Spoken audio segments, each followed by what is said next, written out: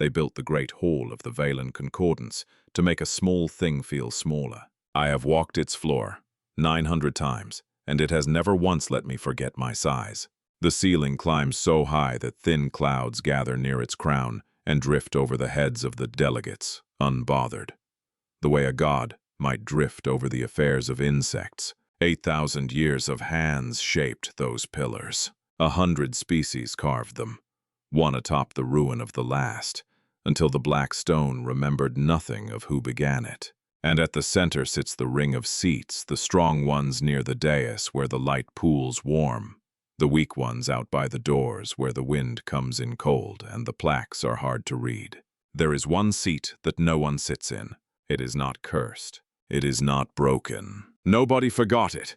It stands empty because the species it belongs to has never, in 19 years of knowing this hall existed, sent a single soul to fill it. 19 years. I know the number because I am the one who keeps it. Pale stone, plain beside its jeweled neighbors, and a small plaque, worn smooth by no one's touch. It reads, in the old trade tongue, a single word. Earth. I am Vesek. I am not important. I translate, I carry messages, I stand at the shoulder of my betters and turn their words into other words. My whole life I have believed the same thing every Vaelan believes from the first day we can hear. That the ring is the shape of order. That order is the shape of survival. That a species which will not take its seat is a species that has not yet learned the only lesson the galaxy ever truly teaches. I believed this the way I believed the floor would hold my weight. Without thinking. Without once being asked to. I want you to remember that I believed it, because I am about to tell you the day it broke, and I would rather you knew it broke in me too. She came on the shuttle from orbit, the human they finally sent, and I walked her to the doors. 9 feet of concordance metal, humming faint under the palm, tall enough to make a Vaelan crane his neck, and taller still to her. She barely reached my chest. A gray coat, plain, no rank on it, no medal, nothing but a small pin over the heart shaped like a compass. She was not afraid. I have escorted many first ambassadors to these doors, and I have learned to read the flat of a throat, the flutter under the ribs, the small betrayals a body makes when a room is about to swallow it. She had none of them. That was the first thing that unsettled me, though I did not have a word for it yet. They will ask you to kneel, I told her. It is the custom. New species, bow to the Grand Arbiter, then to the 3 elder houses. It costs nothing. A gesture. Air. I know, she said. And still your people have refused it for 19 years, I said. I did not mean it cruelly. I had asked the question in my head so many times it had gone smooth. Like the plaque. Every envoy we send to your world returns with the same answer. Humanity will trade. Humanity will speak. Humanity will even fight beside us if the cause is shared. But humanity will not bow. Why? She was quiet a moment, the way a person is quiet when the answer is long and they are deciding how much of it to hand you. Because we already tried, she said. Bowing. We spent most of our history on our knees to someone. Kings, emperors, men who painted themselves as gods. It never once went well for us. Every time we bowed, someone found a way to make us bow lower. So a long time ago, all of us, everywhere, we stopped. It took centuries. And once a people stops, Ambassador, it does not start again. Not for anyone. Not even for someone who could unmake our whole world with a single ship. The Grand Arbiter commands the fleets of 1,200 worlds, I said. He has ended civilizations with a word. And you would refuse him a bow. We would refuse him a bow. She agreed, mild as water. We would take his hand, though, sit at his table, talk trade routes till the light failed, feed his people if they starved, stand beside him if some third thing came for us both. Just not on our knees, not to him, not to anyone. That is the whole of it. It is not complicated. It is only unbreakable. I confess I did not understand her then. I filed the words away as the stubbornness of a young species that had not yet been taught the shape of the room. I was wrong about which of us was young. The doors opened. Inside, the ring was already filling. The Ithkar were there, the queens whose speech is a rush of clicks too quick for any tongue to follow without the implant. The Somni drifted above their platforms, pale, suspended in the gel that is the only air they have ever known. And near the dais, coiled and watchful, sat the Draveni, an old empire that had made war on the Concordance, 4 centuries past and lost, and had spent every generation since teaching its young to kneel before statues so that no child would ever forget the price of pride. Their envoy watched the human cross the floor. I did not know his name yet. Korath. I would come to know it very well. At the far end, on a dais that lifted him 15 strides above every seated soul, sat the Grand Arbiter. Vaelan, like me but old past reckoning, his bronze gone dark as tarnished coin, his 4 eyes flat with the patience of a thing that has outlived its own children. He wore no crown.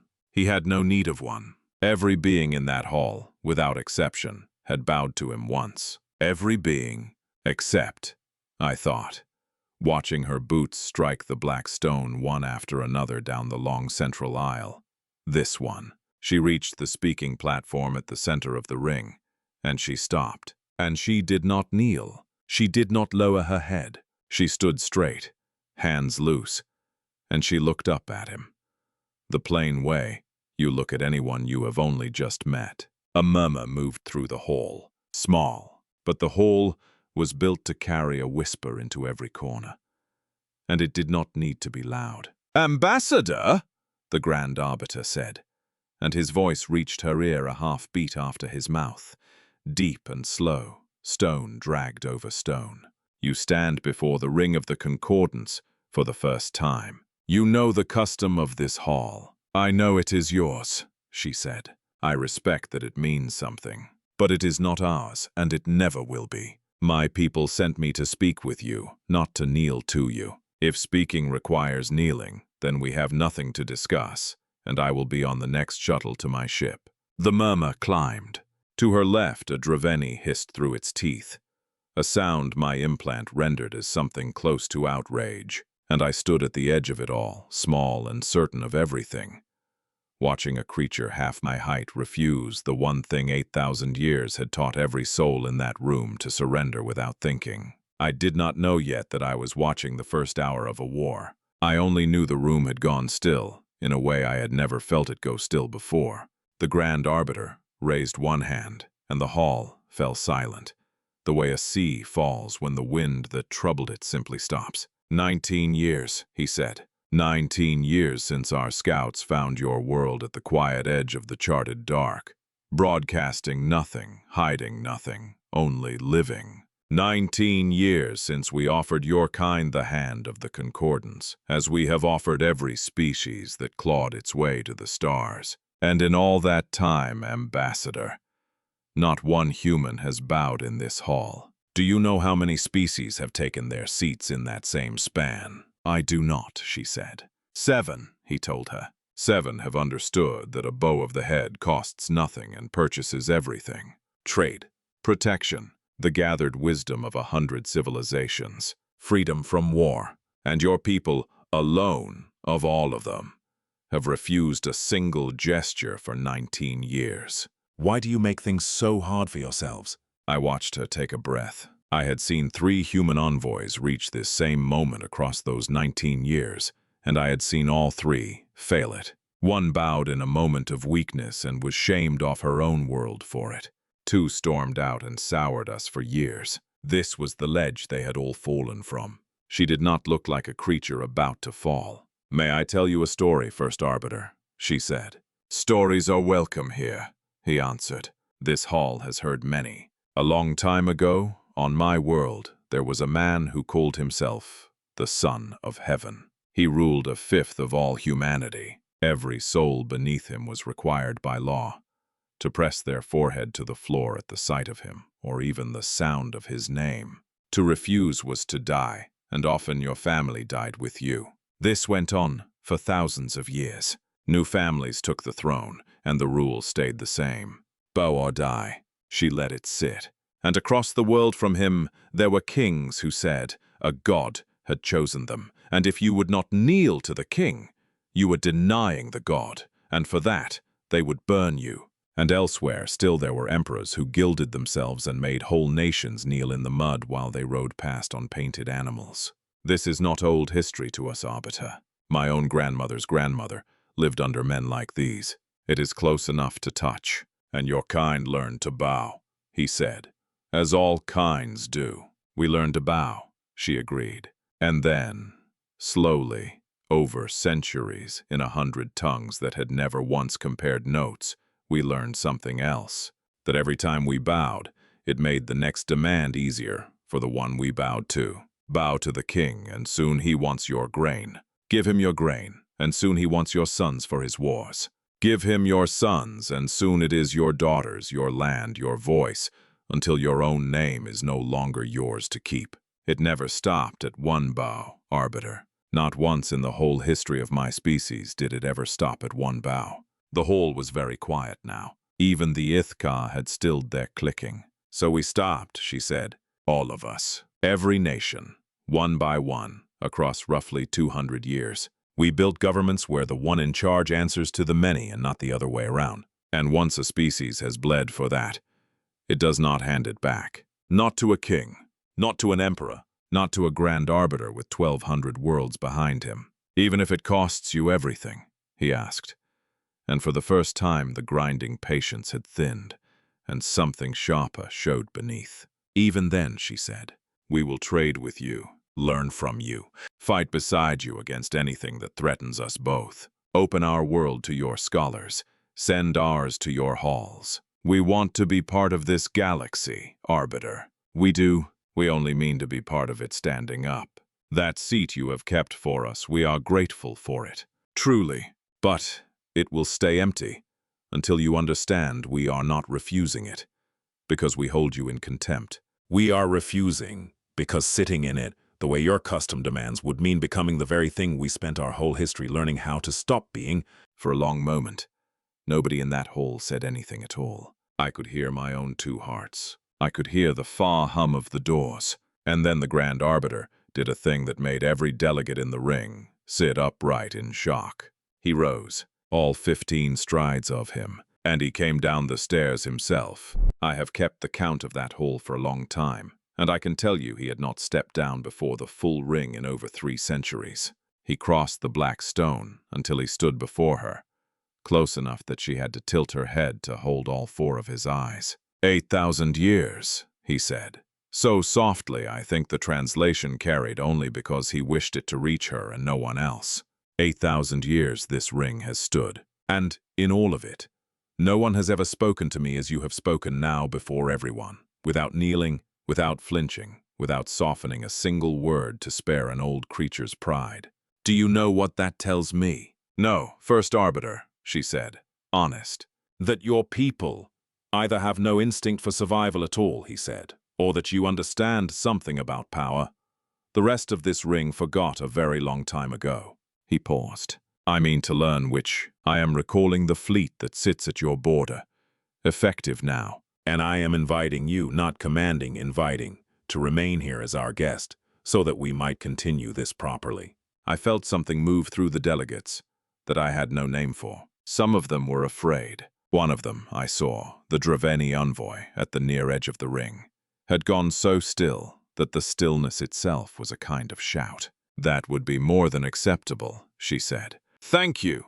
Do not thank me yet, the Grand Arbiter said, and something that might have been the ghost of a smile touched his ancient face. There are those in this ring who will not be glad that Earth's seat stays empty, nor that I have chosen to indulge your stubbornness rather than end it. The Draveni above all have argued for 4 centuries that a species which will not bow should not be left free at all. You have made a friend today, Ambassador. I fear you have also made an enemy. She looked past him then, to the Draveni delegation, and found their envoy already watching her. His eyes narrow, cold, doing arithmetic behind them. She held his gaze the way she had held the Arbiter's, without blinking. We are used to that too, she said. Far above, through the great dome, the light of a dying red star shifted and pooled, and out past the edge of the charted dark, 7 days' travel from that hall. A Draveni war host that had been quietly gathering for 6 months received new orders, and began, very slowly, to change its heading. I did not see that fleet turn. No one in the hall did, but I have gone back to that moment 1,000 times since. The small, still shape of the envoy, the count I kept without knowing what I was counting. And I understand now that the war did not begin when the first shot was fired. It began there in the silence after she refused to kneel, in the exact instant an old and wounded empire realized that if she was right, then its own 4 centuries of kneeling had been a choice, and not a mercy. That is a thing no proud creature can bear to look at. Korath could not look at it, so he decided instead to burn the thing that was making him see. He came to me that evening, the Draveni envoy, under the guise of a courtesy I did not trust. He asked me, mild as anything, how long the human seat had stood empty. 19 years, I told him. 19 years and some months. He repeated it back to me, slow, tasting it. A spine that will not bend, he said, is a spine that will break. Then he thanked me and left, and I stood there, holding a sentence I would come to hear far too many times before the end. The weeks after that first day were a slow education, and I was the one being taught. I had expected the human to spend her welcome quietly, the way new species do, learning where the strong sit and where the weak stand, folding herself carefully into the shape of the ring. She did no such thing. She did not fold at all. And what unsettled me was how little effort her refusal seemed to cost her. A trade party of the Koran tried twice to slip a clause into an agreement, a small thing buried deep that would have required her people to address Koran nobility with the honorifics kept for social inferiors. Both times her aides struck the line without a word and went on negotiating as if nothing had happened. I watched the Koran wait for the offense, the flare of temper that would let them claim insult. It never came. You cannot be insulted by someone who has simply decided you do not have the standing to insult them. I had never seen it done before. A junior administrator of my own concordance, a fussy little functionary who lived for the seating of tables, once placed her below delegations that had joined us only 5 years past. She did not argue.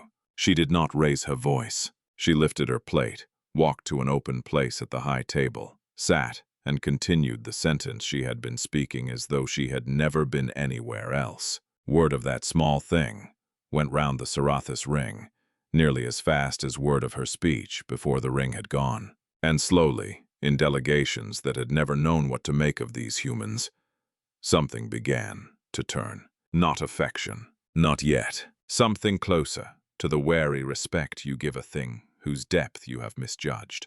Not every eye turned kindly. The Draveni kept their distance, but their attention followed her everywhere, cold and patient across every crowded hall. I mentioned it to a friend of mine once, an old archivist who had studied their history longer than I had been alive, and her 4 eyes went very still before she answered. The Draveni do not forget an insult, she said, real or imagined, and to a people raised on stories of their own ancestors' surrender. A species that refuses to surrender at all does not read as an insult. It reads as a question, one they have spent 4 centuries trying not to ask themselves. I did not understand her fully then. I understand her now. 3 months the human stayed with us, and in that time she became a strange kind of famous. Delegates from species I had never heard of asked to meet her. Not for trade, not for politics, only to see up close the creature who had refused the Grand Arbiter and lived. She sat, with insect queens and gel tank philosophers and a people of 6-limbed wanderers who had never in their history touched solid ground. And every one of them, sooner or later, asked her the same thing. Why will your kind not bow? And every time she gave some worn, smooth version of the same answer, until I could have recited it myself. I did not tell her that I had begun in the small hours to recite it myself. It began with a scout ship. It always begins with something small. A Draveni vessel was found 9 light hours inside the outer boundary of the human system, and a human defense platform destroyed it before it could withdraw.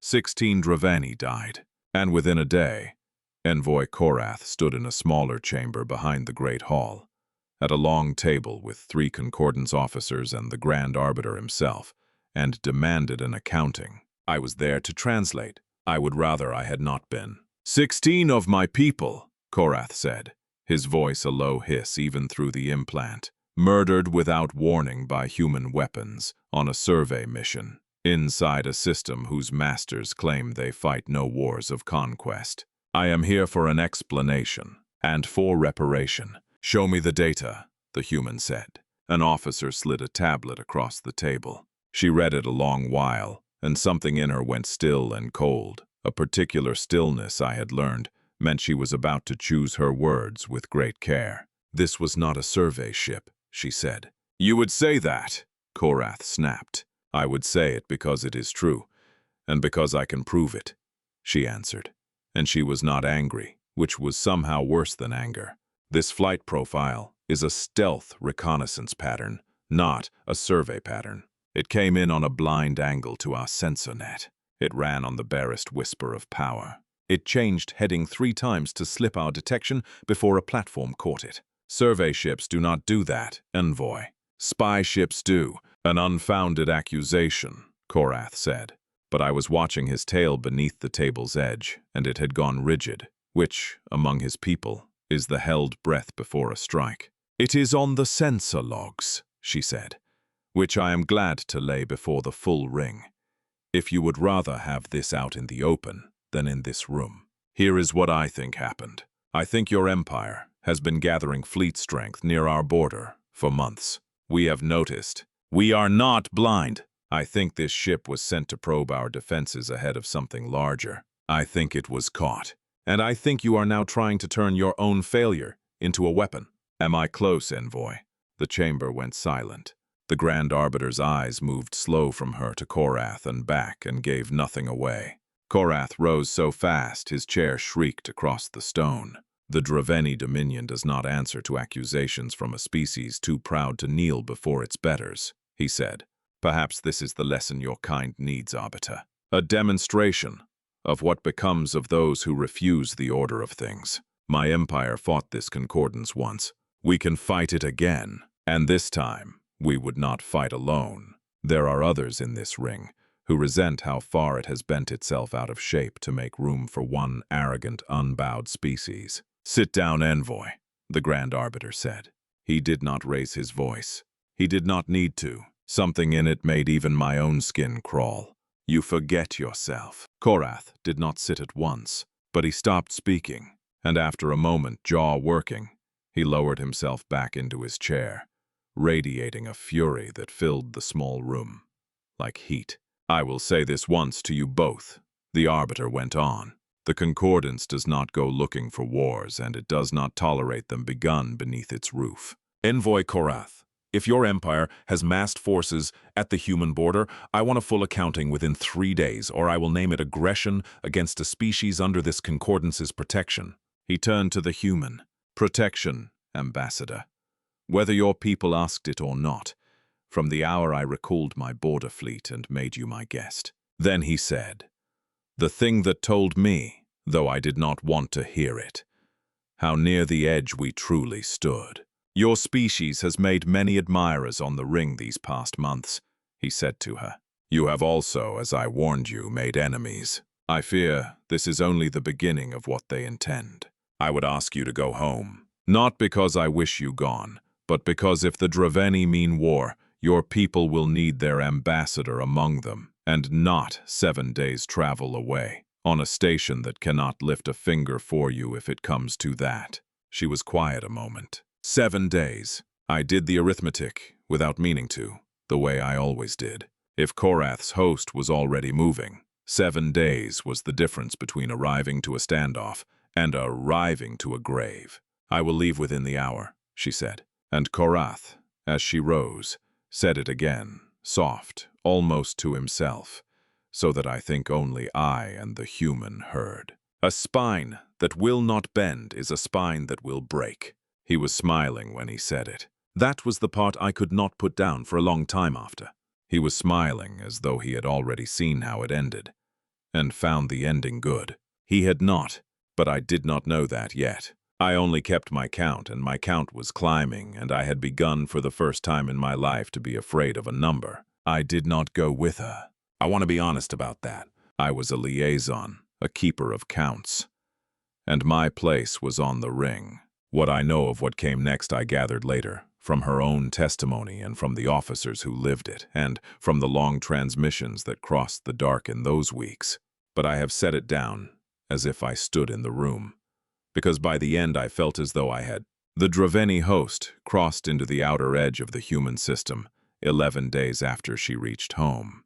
340 warships, moving in a formation so vast that the human sensors first read it as a dense field of drifting rock before the pattern resolved into something built with intent. That number did not appear all at once. It climbed.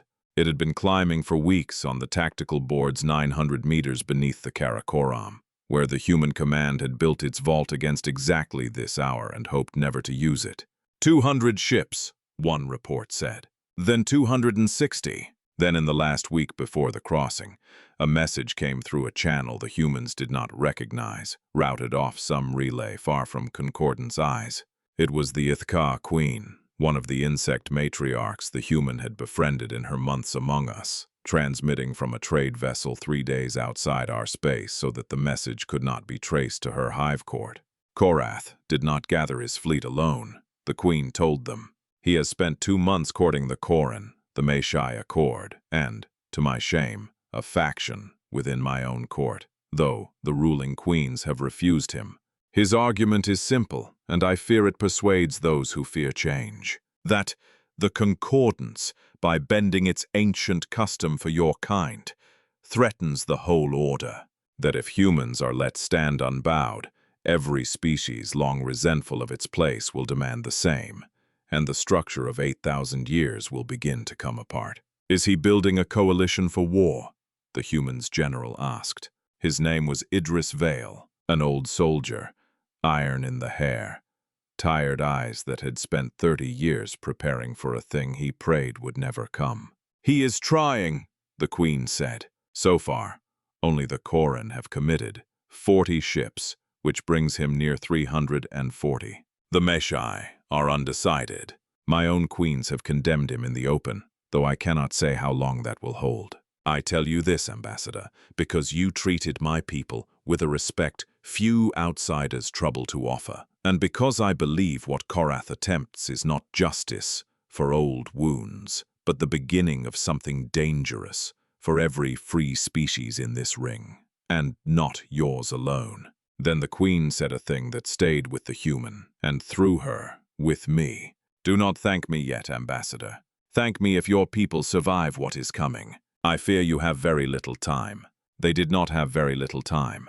They had none they could waste, and they wasted none. I have thought a great deal since about what the humans did in those 11 days because it is the part my own people find hardest to believe. There was no single command. No throne issued a decree and set the machinery of a world in motion. It simply happened, the way I am told it always happens with them when the stakes climb high enough. Factories that had built civilian hulls for decades turned overnight to armor and weapons. Universities put down their ordinary work so that their engineers could spend their days welding gun mounts to cargo haulers. Farmers in a dozen countries organized the feeding of bases through a siege everyone now understood might come. 1 million small decisions. No one of them ordered. All of them pointing the same stubborn way. The human ambassador spent those days between council chambers and briefings, and doing a thing that must have seemed strange in the middle of so much preparation for violence. She talked to ordinary people. She went to a shipyard where retired miners taught teenagers to read the density charts of the asteroid belts well enough to fly evasion patterns through them. She went to a hospital where doctors trained extra hands against the wounded that orbit would send down. Everywhere, the same mixture. Fear and a grim, quiet refusal to treat surrender as a thing worth considering. "Are you afraid?" a young pilot asked her once. A woman barely out of her schooling who had left her studies to fly one of the converted haulers. Her name was Sela Ortiz. I keep the names now. It is the least a keeper of counts can do. The ambassador could have offered comfort. She chose the truth instead. "Yes," she said, "I am terrified." Anyone who understands what is coming is terrified, and anyone who tells you otherwise does not understand it or is lying to spare you. But being afraid is not the same as being wrong, and it is not the same as backing down. My grandmother told me, courage was never about not being afraid. It was about doing the right thing anyway, with your hands shaking. I think that is the truest thing anyone ever told me. The pilot nodded slowly. A week later, when the call went out for volunteers to report to their ships, Sela Ortiz was among the first to answer. I set that down here because I will not be able to set it down later. There is a room, in the account that follows, that she does not come home to. I would rather you met her while she was still laughing at a density chart. Their general, Vail, laid the whole shape of it before their council, in a hall in a city called Geneva, fuller than it had been in a generation. He did not lie to them. We cannot win a straight fight against 340 warships, he said. Ship for ship, gun for gun, they outmatch us badly, and everyone in this room needs to understand that before we decide anything. Then he let the word sit and turned it. But we are not going to fight them ship for ship.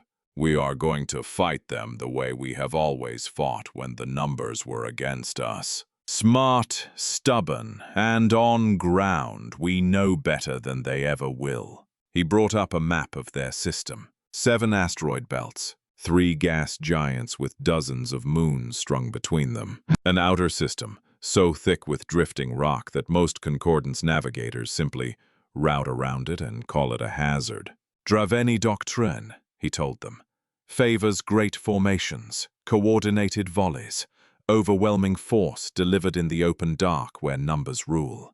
They are not built to fight in a debris field, where a formation of 300 ships becomes a liability instead of a wall. So we do not let them fight the battle they came to fight. We make them choose.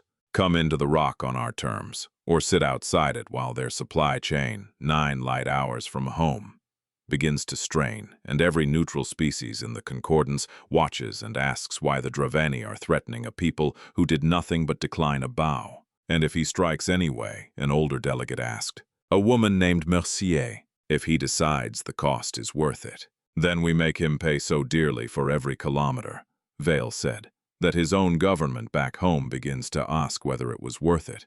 I will not promise you a bloodless war. I will not promise you a war we are certain to win. I will promise you that we make this world the single worst decision the Draveni Dominion has made in 4 centuries. And we do it without kneeling to one of them. The vote, near midnight, was not unanimous. Nothing human ever is, but it was overwhelming. When the host crossed the boundary, the humans did not gather in the open to meet it. They scattered, small groups of 3 and 4 capital ships, slipping into the tangled belts and moon systems where centuries of mining had left them maps of every rock and every gravity eddy and every hidden channel that Draveni computers built for open war had no data on at all. With them went the converted haulers, the retrofitted freighters, anything with a hull and an engine and a pilot willing to fly it.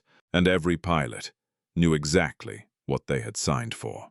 Korath's host did what the general had bet it would do. It drove hard toward the inner worlds in a tight, disciplined formation, hunting the defense fleet it expected to find waiting in the open. It found empty space, and when no fleet appeared to be crushed, the great formation had to break itself into task groups and send them into the belts to root out the ships hiding there. That was the hour Vail had waited for. What followed was not a battle in any shape the Draveni understood. It was 1,000 small ambushes in the shadows of tumbling rock, in the radiation-soaked gaps between grinding debris, where Draveni sensors could not tell a hidden warship from a drifting slab of iron. Human pilots who had mined those belts for a living, struck from angles no targeting computer had accounted for, then vanished into channels no outsider could follow without tearing his hull apart on the walls. It was not clean. I will not pretend to you that it was clean. On the boards beneath the Karakoram, human icons went dark one after another, flickered red, and were gone. 40 capital ships became 31 by the 4th hour. The haulers fared worse. Dozens lost in the first exchanges, brave crews paying for courage that had outrun experience. Every dark icon was a ship, a crew, sons and daughters and mothers and fathers who had flown into a war with no promise of surviving it. Because the other choice was to kneel, and kneeling in all of human history, had never once turned out to be the safer road. But for every ship they lost, the Draveni lost more. Their great hulls, made for the crushing broadsides of the open, turned sluggish and blind in the close dark, unable to bring their full batteries round before a human strike craft had fired and fled. By the 6th hour, Korath had lost 41 warships, more than his empire had lost in the whole 4 centuries since its defeat. And the proud formation that had crossed the boundary was breaking into scattered, frightened clusters, each fighting an enemy that would not appear where it was supposed to be. In the 7th hour, aboard his flagship, deep in the fractured host, Korath made the choice that would define the rest of the war. "Enough," he told his officers, watching his own casualty count climb into a place his mind could not hold. "Pull every ship into one formation. We drive for their home world. If we cannot win among the rocks, we win by making their capital burn until they beg us to stop." Vael saw the shift the instant it began, and his face went pale in the dim light of the vault. "He is done fighting our way," he said. "He is going for the throat." "Can we stop him?" the ambassador asked. "We are about to find out," Vael said, already sending the order across every channel he had left, calling his ships home from the belts, converging every hull he had on a single desperate line between the host and the blue and white world that had refused for 19 years to kneel. The final defense of the human homeworld lasted 11 minutes. To everyone who lived it from the ground, I'm told, it felt like 11 years. 340 ships had crossed the boundary. 7 hours in the belts had taken more than 80 of them, and the loss of formation had cost Korath his order and his certainty, but not his numbers. What turned toward the blue world was still a wall. Against it, the humans could put a line of 19 capital ships that could still fight, and what was left of the militia, perhaps 60 converted hulls in all. 19 and 60 against a host. I have kept enough counts in my life to know that this is not a number that ends in survival. For the first 4 minutes, it did not look as though it would. Human ships died in the open, their shields swallowed by the sheer weight of fire, their hulls opened to the cold. Vael stood in his vault 900 meters down, 30 years of command behind him, and went silent in a way his officers had never seen. The silence of a man watching arithmetic he cannot argue with. The ambassador stood at his shoulder and did not look away, because she had decided long ago that if she was going to send people to die for a principle, the least she could do was witness it. "I want to tell you a thing about the humans here, at the worst of it, because it is the thing my own kind has never been able to file away. They did not break. In 4 minutes of dying, they did not break. There was no order to surrender, because there was no one who would have given it, and no one who would have obeyed. There was only the line, thinning, holding, thinning, and behind it, a world of ordinary people in lit windows on quiet streets, most of them not even looking up. And then, at the 4th minute, something arrived that no one in that vault had planned for. Ships came out of the dark at the edge of the system. Not human ships. Ithka, warships first, their insect hulls unmistakable, even at the range the sensors could barely hold. Then behind them, the pale drifting shapes of the Somni. Gel tanks glinting through transparent outer hulls even in the chaos. And behind those, in the deep bronze of the Concordance itself, flying the personal banner of the Grand Arbiter, came a fleet. "This is the Grand Arbiter," came the voice. Broadcast on every channel, human and Draveni alike. Old stone, carrying a weight and a fury I had never once heard in 8,000 years of keeping his counts. "Envoy Korath, you have led an unsanctioned war against a species under the protection of this concordance, in open defiance of my warning. You have dragged the Koran into your reckless ambition, and threatened an order that has held 8,000 years. This ends now. Stand down your host, or every ship you have left will be unmade where it stands, and the Draveni seat in this ring will be forfeit for a generation." For a long, terrible moment, nothing moved. The Draveni held their position, weapons still hot, still trained on the battered line. And then, one by one, the red icons began to cool their weapons. Korath's flagship was the last. When his face finally appeared, broadcast across the whole Concordance network for every member species to witness, there was nothing left in it but a bitter, exhausted defeat.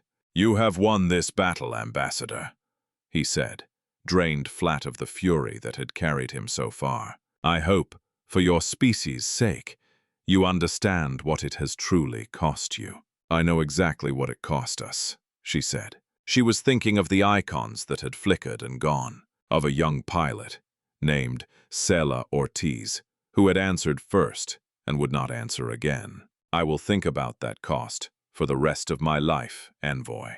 But I want you to understand something too. Before this is over, we did not win because we are stronger than you. We won because we refuse to be anything less than what we are, and it turns out that is worth fighting for. Even against odds like yours. That is the whole of the rule. It was never complicated. We bow to no one. Not to kings. Not to tyrants. Not to you." The transmission cut, and in the sudden quiet of that vault, she finally sat down, her legs no longer steady, and looked up at the boards where the battered remnant of a world's fleet drifted in silent, exhausted formation, above a world that, against every terrible odd, still belonged wholly to itself. "Here is the thing I have to explain to my own people, and it is the thing that broke the last of what I used to believe. The Concordance did not come in time. I want that said plainly, because the humans have never once let anyone pretend otherwise. The relief fleet reached them at the 4th minute of the last 11. By then, 2/3 of the militia was gone. By then, Sela Ortiz was gone. The rescue that arrived was real, and it was not enough to spare them the cost, and every human who tells this story tells that part too. Because to leave it out would be to turn a true thing into a flattering one.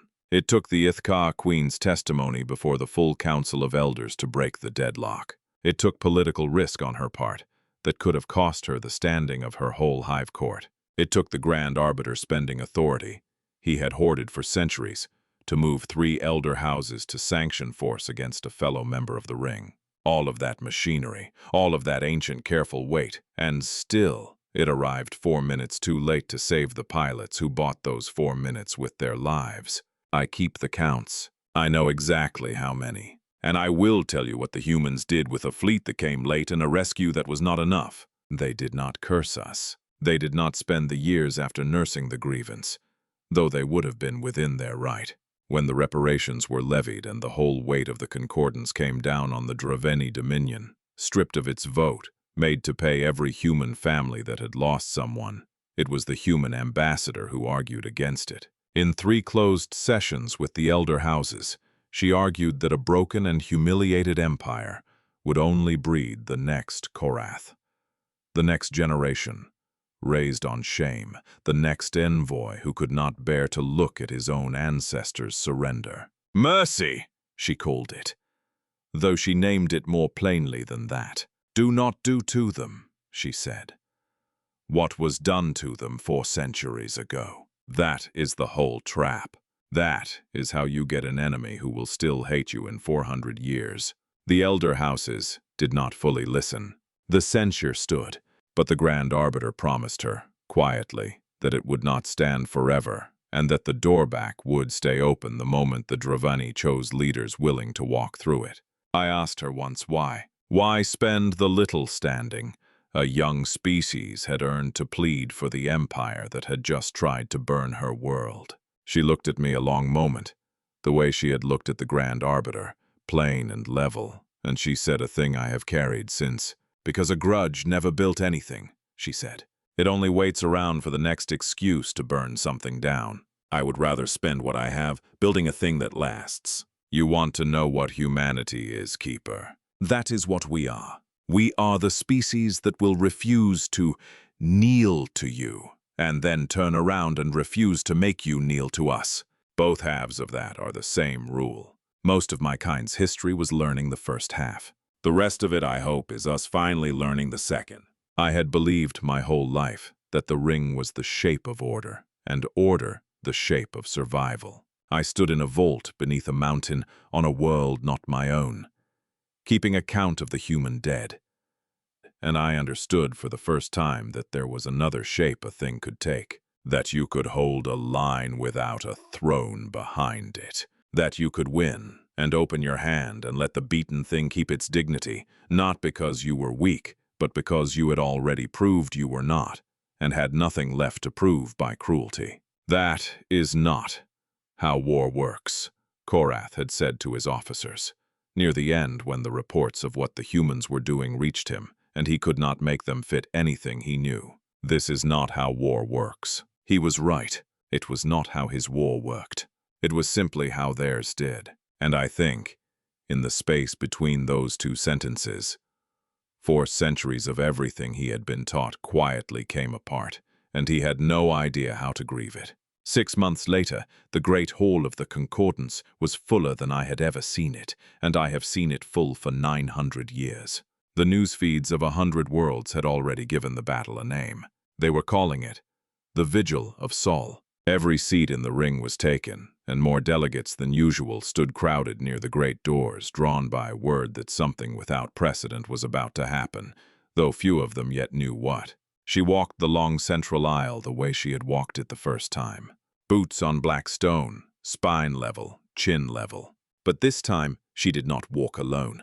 General Vael came beside her in his dress uniform, a chest of ribbons he never spoke of. And behind them, both, at a respectful distance, 6 more of her people, chosen to witness. The Draveni seat sat empty. Korath had been recalled in disgrace within a week of the battle's end, and his empire had spent 6 months under censure, its votes stripped, its coffers opened to the families of the human dead. At the center of the ring stood the other empty seat, the pale stone with the single worn word, unchanged through everything that had moved around it. 19 years and 11 months now. I had kept the count the whole way.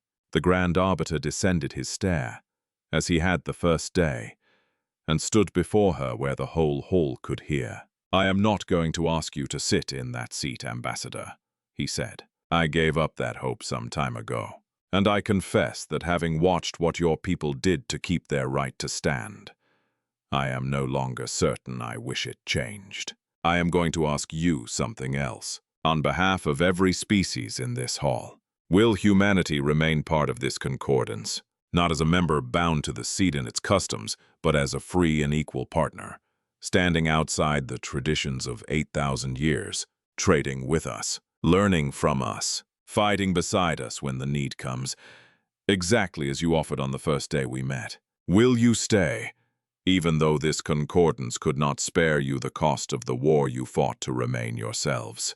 She looked around the hall, at the Ithka queen who had risked her court to send ships, at the Somni whose philosophers had spent months teaching her people the deep mathematics of crossing the dark, at the countless others who had watched for 6 months a species refuse to become anything other than what it had always insisted on being. "We will stay," she said. "Not because this concordance is perfect. It is not. We have seen its flaws as clearly as anyone, maybe more clearly, given what those flaws nearly cost us. But we have also seen in this hall and beyond it that there are enough people here, enough strange and different and wonderful people, who believe a species can be part of something larger than itself without giving up what makes it itself. That is worth staying for. That is worth building something better around. One agreement, one shared discovery, at a time. Something in the Grand Arbiter's ancient face, weathered by 8,000 years of careful speech, softened into a thing I had never seen it do. "Then let the record of this ring show," he said, turning to the whole hall, his voice climbing to fill every corner of it, "that on this day the human seat in the ring of the Vaelan Concordance remains by mutual and permanent agreement empty, not as a mark of exclusion, but as a mark of respect. The first and only seat in 8,000 years to be left deliberately unfilled in recognition of a species that taught this ring, a thing it had genuinely forgotten, that there is more than one way to belong, that strength and stubbornness are not the same as arrogance, and that a rule, once truly earned through blood, does not bend simply because the cost of keeping it turns out to be high." A murmur moved through the delegates, not the uneasy murmur of her first day, Something warmer, that in 100 alien throats and through 100 devices came out sounding, unmistakably, like respect. I keep the counts, so I will give you the last of them. The censure of the Draveni lasted 4 years until a younger generation, raised on the true cost of Korath's ambition, petitioned for return. She argued in their favor, which surprised everyone who remembered how near his host had come to burning her world. The Ithkar Queen became one of Earth's closest friends in the ring. The Somni built the first joint station with the humans, gel tank scholars, and human scientists working side by side on problems neither could have solved alone. And Vael, who retired 5 years on, spent his old age telling young officers a story about a pilot who asked her ambassador, on the eve of the worst battle in her people's history, whether she was afraid, and the honest answer she was given. Courage was never about not being afraid, he would tell them. It is about doing the right thing anyway, with your hands shaking. She lived to see the seat stay empty more than 40 years. Near the end, on her last visit to the ring, a young Draveni diplomat approached her in the halls outside the great chamber. Born long after the war, raised in the open era that followed his empire's return. "Ambassador," he said, and inclined his head. And I saw with something I can only call astonishment that it was respect freely given, not the old forced submission. My grandfather fought in Korath's host at the Vigil of Sol. He spoke of it before he died as the day he finally understood that surrender was never the only alternative to being destroyed, that there was a third road, built on respect freely given instead of respect demanded. My whole generation grew up believing that because your people proved it could be done. She looked at him a long moment, this child of the enemy, standing before her with nothing but gratitude in his eyes. "Tell your grandfather's story to your own children," she said, gently. That is how a lesson like that stays learned.